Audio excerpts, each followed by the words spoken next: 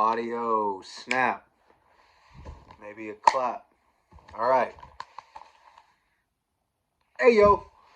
¿Qué pasa? Welcome to the Octagon, Jones. It's me, your boy, Slick Diaz. Before we get started, make sure to do me a favor and like, subscribe, share. While you're watching, leave some comments. Let me know your thoughts, opinions on these very delicate matters that we're about to dive into. Today, we will be discussing UFC 272 in this week's episode of Scrapbook. So, like I said, hit all the buttons, share all the shit. Let's get into this real quick. Before we get into the card and my predictions and, slight breakdowns of things, we've got a few little bits of news that I wanted to get into. First and foremost, I wanted to talk about the huge missed opportunity that the UFC failed to capitalize with this week. Islam Makhachev recently took on late notice Bobby Green.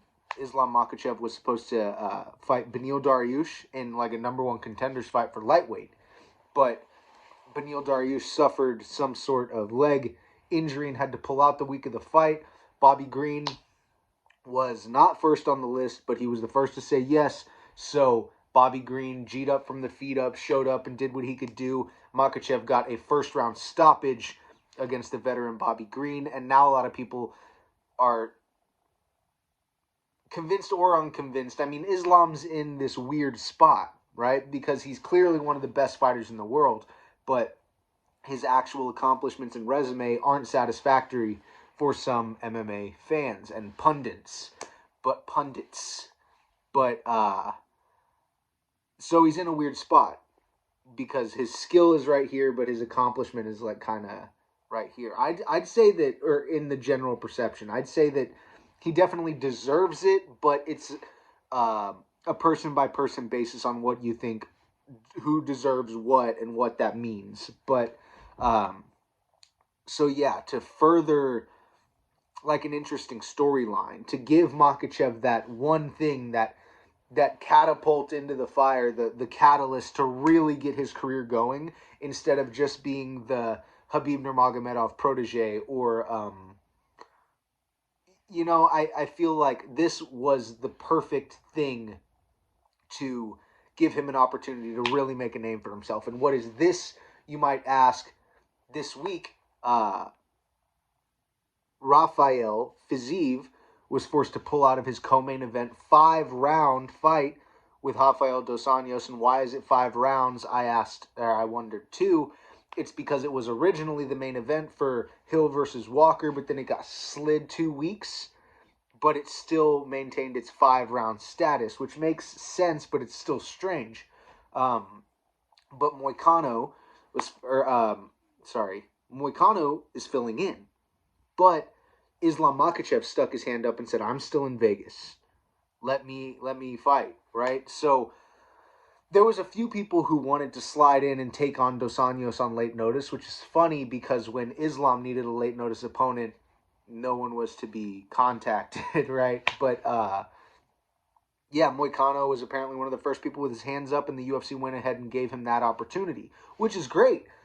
Good for Moicano. He recently made a statement. He had a victory over Alex Hernandez and had a great on-the-mic moment, and it dawned on me. I was like, oh, I'm a fan of this guy. Even though he just beat someone I'm a fan of, he really showed who he was in the post-fight antics, and I really enjoyed it. So I'm a newly minted Moicano fan, but he is now stepping in on late notice to take on Rafael Dos Anjos, which is a tough task for anybody. Tony Ferguson offered his services, which would have been electric. I think Islam Makhachev really was the right call here. And for him to say he would do it, I have no doubt that he actually would have done it. But the UFC wasn't willing to take the risk because he's probably next in line for a title shot, and they're going to have a big show in Abu Dhabi, brother. But I really think it's unfortunate because those moments don't come along too often. Right, too frequently. So Makhachev really was smart to want to capitalize on that, and it's kind of sad that they didn't let him take on RDA because they already have some lingering beef. That sounds like a Chinese dish or something. Anushka, hey. But yeah, they've been booked to fight 2 or 3 times, and the UFC decided to go in a different direction. So that's news headline 1. Number 2, Jessica I is to be replaced on this week's card in her fight with Manon Fiorot by Jennifer Maia. I had an injury this week, and Jennifer Maia said that she would step in. So apparently Manon Fiorot is still on the card and will take on Jennifer Maia, but I'm not seeing it officially listed. So that could mean it's getting pushed or it's not actually materializing. Whatever the case is, if that fight ends up happening, make sure to keep an eye out because Manon Fiorot is one of the fighters to watch. She's real good. I don't want to dive too deep into this one, but thoughts and well wishes go out to Cain Velasquez's family. He was recently involved in a pretty serious incident. I'm not going to get into the details, but just well wishes to him and his family and their current unfortunate circumstance. I know this is news, but like if you aren't familiar and want to know, just simply put the former heavyweight champion's name into a Google and you'll have everything you need to know. It's not fun stuff. The last thing I want to talk about before we get into the card is Brian Kelleher. He put out a tweet probably today, saying the UFC, loosely, he said that the UFC isn't letting me walk out with a flag for world peace. And that's a shame, because I think that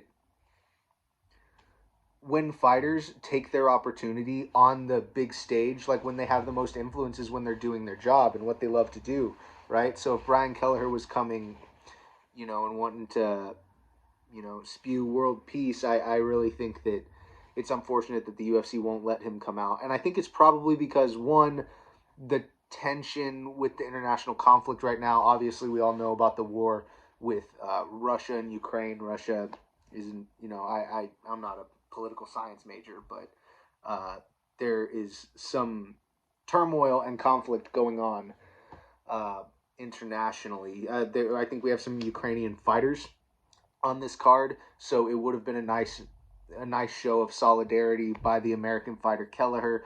But I suspect that the reason they maybe won't let him is because, I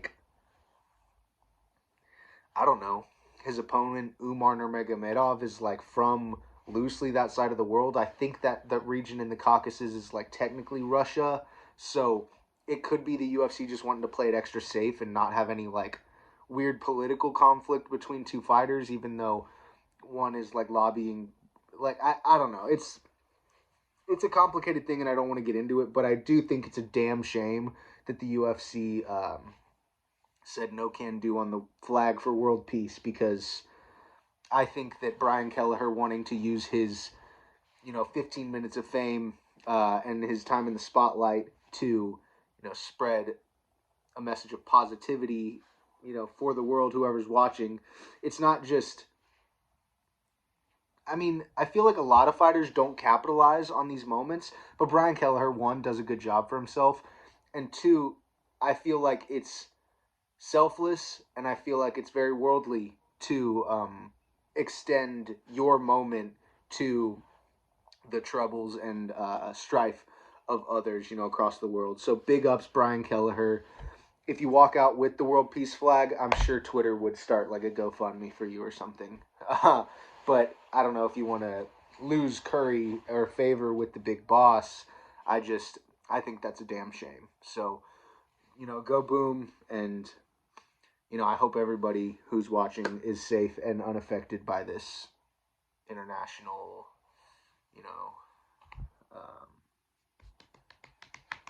trouble. Right? So, I guess we'll just dive into the card. I'm going to try to keep these short and sweet and not dive too deeply into them so we can keep this show in a consolidated manner. We're coming up on 10 minutes.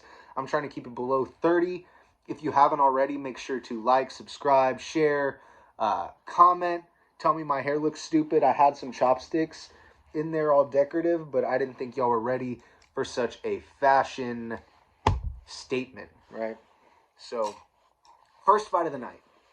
We've got, well, I don't know. We've got that Manon Fiorot fight, too. I guess just really quickly, Jennifer Maia has proven she's, like, definitely one of the better girls out, but Manon Fiorot's got a lot of potential. She's young, she's powerful, she's clever and smart in there. I think that either way, I would have taken Manon Fiorot inside the distance. So if Manon Fiorot ends up fighting this weekend, I'll take her before the final buzzer sounds. I'll take her by way of probably knockout or technical knockout. Right. But the first slated fight on the card, we've got Dustin Jacoby, former Glory kickboxer, taking on Mikhail Oleksiejczuk. Man, I really try to do well with names and try to phonetically pronounce them in an appropriate and, presentable way, but that one's really tough. Lord is taking on Dustin Jacoby. Lord's this, like, he's a bruiser. He's got a hell of a chin on him, and he's got really nice pocket power. It's a tricky fight to call because Dustin Jacoby's technique and distance ability could, be the determining factor, and he could just point himself away to a decision. But I think Oleksiejczuk could probably hurt Dustin Jacoby a few times if he catches him, because kickboxers have a hard time staying perfect for 15 minutes a lot of the time in MMA when there's this subtle threat of something below, or, Dustin Jacoby's shown himself to be well-rounded in a sense, but I think if Oleksiejczuk can capitalize on opportunities, like moving through, like when both of them are switching, and like, I don't know, I think Oleksiejczuk can catch him and hurt him.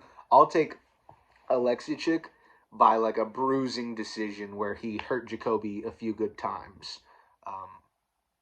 I'll take that one to go the distance. Next, we've got Devontae Smith taking on Ludovic Klein. Ludovic Klein 17-4 and Devontae Smith's 11-3. Both of them had like a splash, like a flash in the pan right when they came into the UFC, and then had some losses. But I think this one should be fun and explosive. I hope that it becomes more dynamic than just like a knockdown, drag out fight, because I think both have a lot of talent and potential for finishes. I hope we see some grappling and some scrambles for them. I mean, that's what makes a good fight, not just everyone wants to see the put your dukes up, but at the same time, I think when I'm watching MMA, I want a little of all of it as to like keep it spicy. So I hope we see some nice grappling from Klein or Smith, but I'll take Klein ultimately by knockout or technical knockout inside the distance. I'm not sure on a round for that one, but I'll take Klein. Devontae Smith's pretty good, though. He's dangerous for sure. Next, we've got the veteran Tim Elliott taking on Taguir Ul and Bekov. Now, Ul and Bekov is 14-1, which is pretty significant. I mean, it's not the most deep record you've ever seen, but only one loss in 15 fights. It's pretty good. Tim Elliott, on the other hand, is real crafty veteran, real unorthodox, but he's got 12 losses to his name. I will say, though, he's fought the absolute best competition you can get your hands on in his divisions. So, I mean, Tim Elliott's been there and done that. I just think it'd probably take, I don't know, I'll take Ul and Bekov by points. I'm not too sold on that fight, but I'll take Ul and Bekov. Is the last fight on the early prelims. We've got Brian Keller, who I was just talking about, a 24-12 American fighter. Boom. Taking on Umar Nurmagomedov, who's 13-0. Now, Nurmagomedov is one of the cousins of, Khabib Nurmagomedov. The details of those relations are a little, like, foggy sometimes. You don't know if he's, like, second cousin or brother or, like, whatever what have you. But these guys are really streaking through the UFC right now. I think Abubakar Nurmagomedov suffered that, like, one loss. But besides that, I mean, they've got Saeed. They've got really a laundry list of names really, really doing significant and impressive work in the UFC. I think that they're making wonderful accents to all of the divisions that they're a part of. Brian Kelleher's good everywhere. He's dangerous with his hands. He's really dangerous with the submissions that he likes. But I just think the potential and preparation and camp and, like, legacy, I think all of these guys, these Khabib affiliates, not trying to just lump them into one thing because they're all their individual fighters. They're not just Habib proteges, but I like Nurmagomedov here, and I would probably like him in most fights he ever books. That's just the way this kid is. He looks really talented and smart and tactical, and he I was very impressed. He has one fight in the UFC, which is, that could be the thing where it's like Brian Kelleher, the crafty veteran, shows him what's up and actually pulls it off. But Umar's first performance was one of the best submissions of the year last year. He put Sergey Morzov completely to sleep with a rear naked choke. Super soft-spoken and humble kid, but you can tell he's got all the talent and time in the world. So I'll go Umar Nurmagomedov here. I'll take it. I want to take it inside the distance. I would like to see some hints of his striking, whether it be ground and pound, control striking, or on the feet. I'd love to see some high kicks. Maybe, that seems like it could be a dangerous weapon for him. So if he could throw some high kicks on Kelleher, working the takedowns, I'd love to see a fully well-rounded fight and a great performance out of Umar. But I smell a finish. A decision seems like it makes sense, though. I'll take Umar. Man, I wish I had the record so I could see specifically.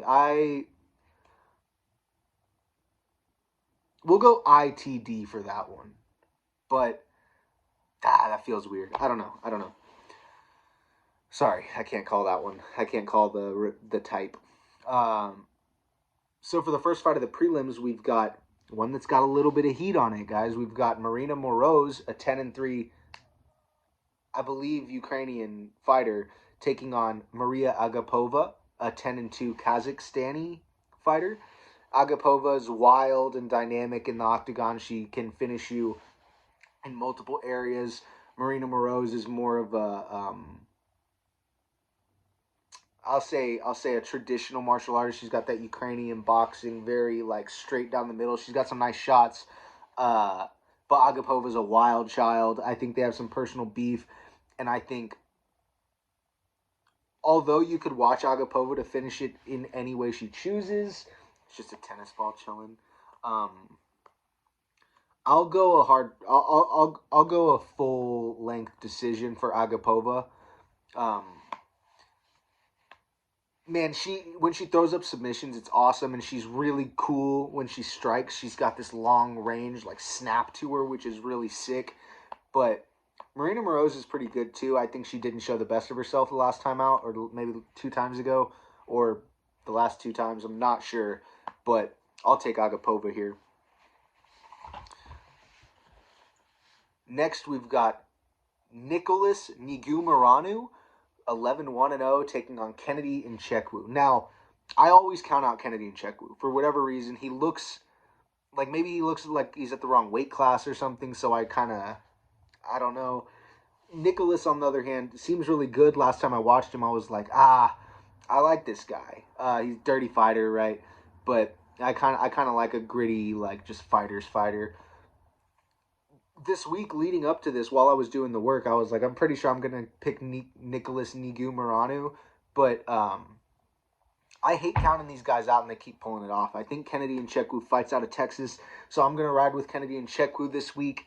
I think that he's going to have a lot of physical advantages that he better take advantage of. I really think he needs to, if he can continue to learn how to use all of his advantages to his advantage, I think that he could actually have a lot of potential. He's a pretty strange fighter, but I'll ride with him this week because I'm sick of counting him out.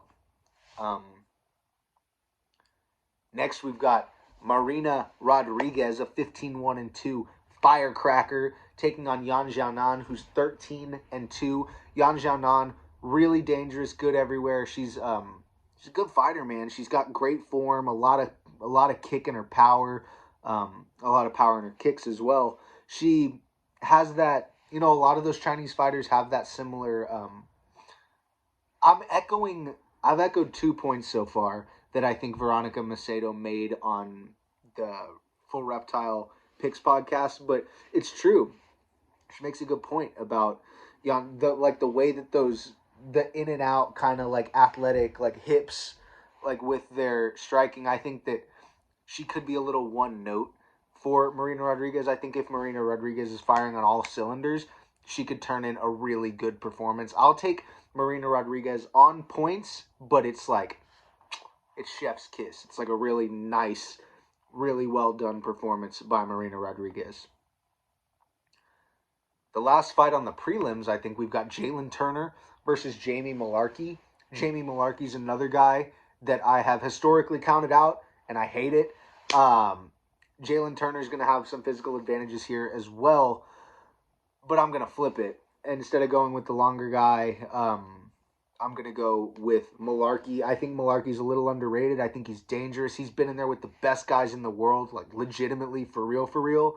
So, and I'm sure he's gotten some training with them too. So, I think Malarkey's super under the radar all the time, but he's got power. He's a dog.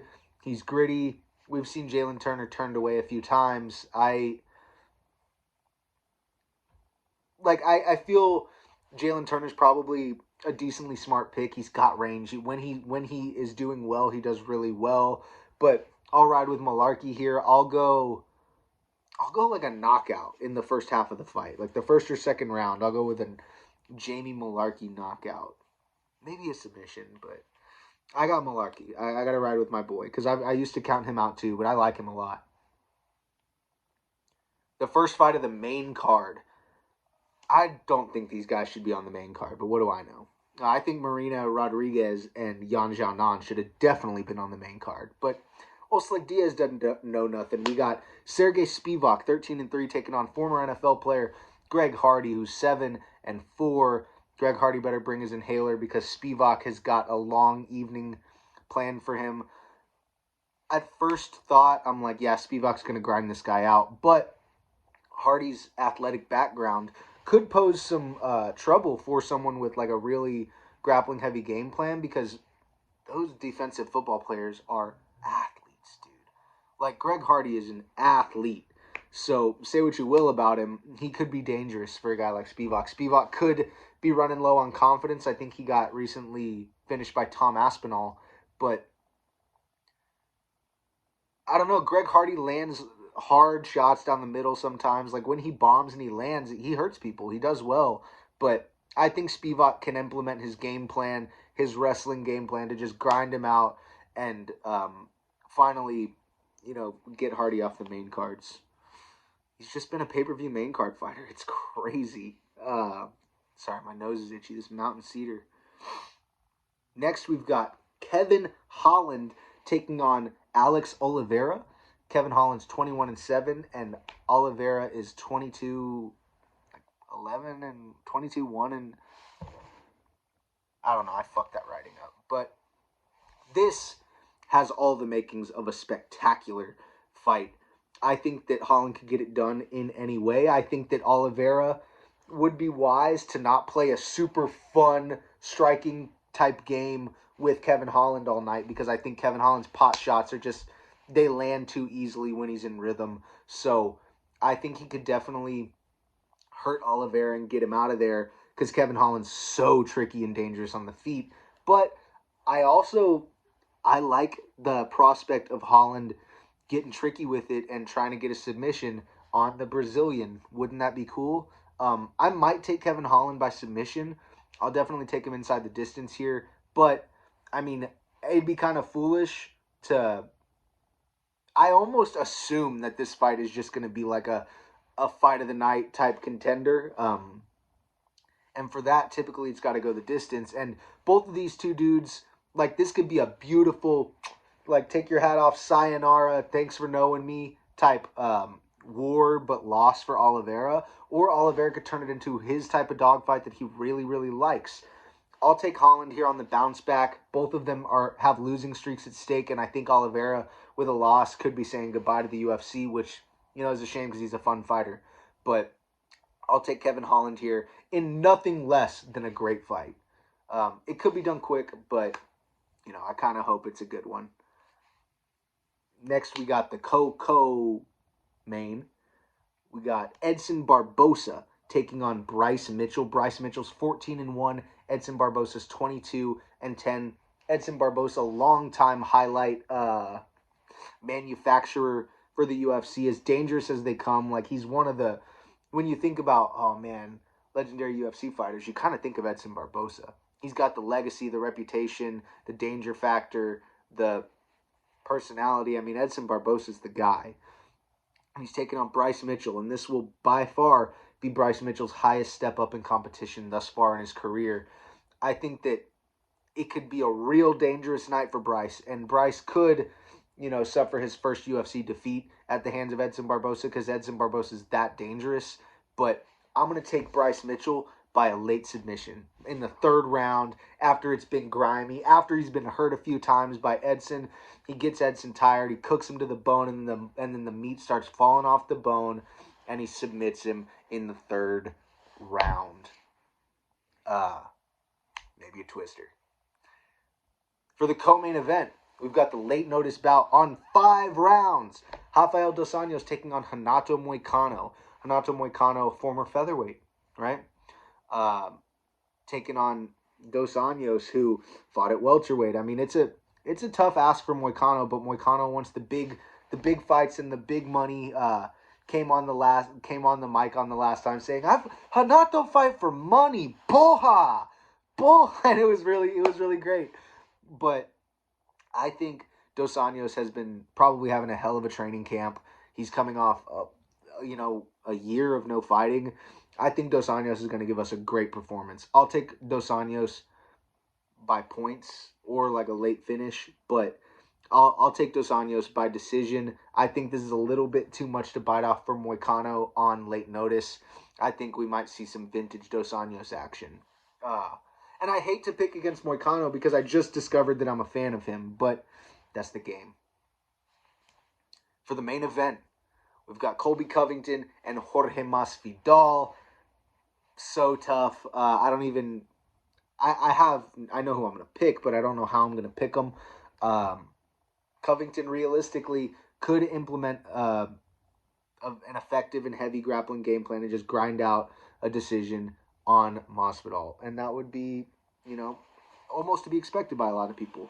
But I think that Masvidal is the better mixed martial artist. I really do. I think that Covington's definitely had more of a higher ratio of success in the Octagon, but both of them have lost to Usman twice, once by way of knockout each. I think that Covington is probably underestimating Masvidal a little bit.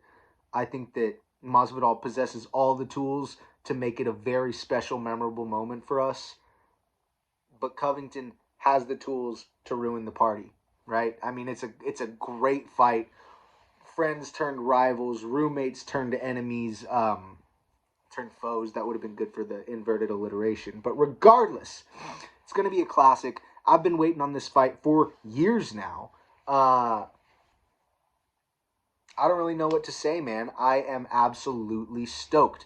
I think Masvidal is going to, pull it out. I really think he's going to make something special happen.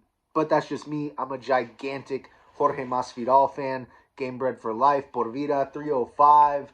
But, I mean, Covington's a bad dude. And I'd be foolish to fully count him out. I know it has the potential to be a tough fight. But I'll tell you a secret. In my heart of hearts, the deepest, darkest corners of me, I want Masvidal to win by submission. Wouldn't that be just... I'm tearing up just thinking about it. As far as my performance predictions before we get out of here, the Slick DS Fighter Watch is set to, let me see. Yeah. Umar Nurmagomedov, the fight of the night. Tough to call because there's a couple barn burners that could be classics, but I couldn't decide on one, so I'm going to give you two. Barbosa and Mitchell and Holland Oliveira both should be classics. I wouldn't be surprised if both of those are all-time fights. Those have really special ingredients in them. And as for the performance of the night predictions, we're going to take Gamebred and Marina Rodriguez. Kind of wanted to pick Kevin Holland, but can't pick him twice. Well, I could, but This has been the Octagon Jones podcast. Scrapbook, like, subscribe. Thank you.